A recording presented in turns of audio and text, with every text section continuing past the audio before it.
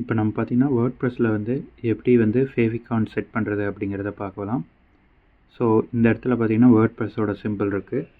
So இதுக்கு பதிலாக வந்துட்டு நம்மளுடைய லோகோ வந்து அப்பியரன்ஸ் ஆகணும் ஃபேவிகான் அப்படின்னா வேர்ட்ப்ரெஸ் வாங்க, டேஷ்போர்டில் போயிட்டு அப்பியரன்ஸ் அப்படிங்கிற மெனுக்குள்ளே வந்துட்டு கஸ்டமைஸ் அப்படிங்கிறத செலக்ட் பண்ணுங்கள்.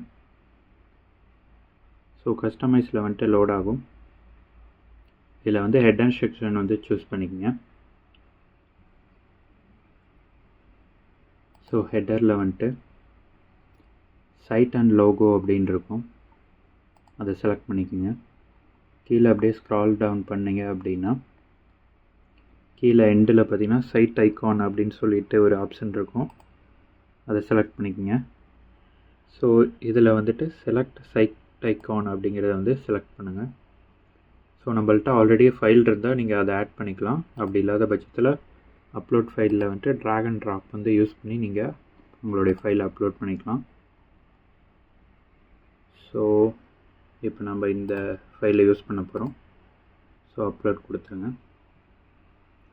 அப்லோட் கொடுத்த பிறகு செலக்ட் அப்படிங்கிறத கொடுத்துருங்க. ஸோ ஸ்கிப் ஸ்க்ராப்பிங் அப்படிங்கிறத கொடுத்துருங்க. கொடுத்ததுக்கப்புறம் இங்கே விசிபிள் ஆகும், எப்படி ஷோகேஸ் ஆகும் அப்படின்னு சொல்லிட்டு சென்ட் பப்ளிஷ் கொடுத்துருங்க. ஸோ பப்ளிஷ் கொடுத்தோடனையும் இதை அப்டேட் ஆக கொஞ்சம் டைம் எடுத்துக்கும். அதுக்கப்புறமேட்டு இந்த இடத்துல விசிபிள் ஆக ஆரம்பிச்சிடும்.